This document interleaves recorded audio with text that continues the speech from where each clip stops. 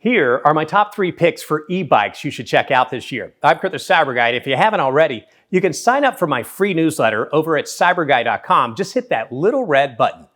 E-bikes are becoming one of the most popular ways to commute and get around larger cities in recent years. They're cost-effective and convenient.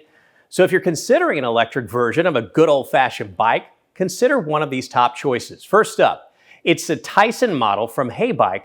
It was awarded one of the best of the Consumer Electronics Show of 2023 and was just released to the public. It's foldable and has a 55-mile range, can handle up to 400 pounds, and only takes 4 to 5 hours to charge.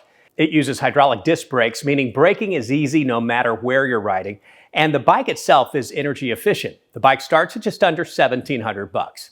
Next up, it's the GoCycle G4. It's an award-winning e-bike that'll cost you a lot more than some of the others on the market. However, it's one of the favorites as well. It's got a 40-mile range, plus look how it folds into this stowaway shape you could store in a lot of places a bike would never fit. It comes with a USB plug so you can charge your phone while you're out on your ride, and its motor makes for a smooth and quiet ride. Depending upon the model, this is going to cost you between $5,400 and $7,000 smackaroos.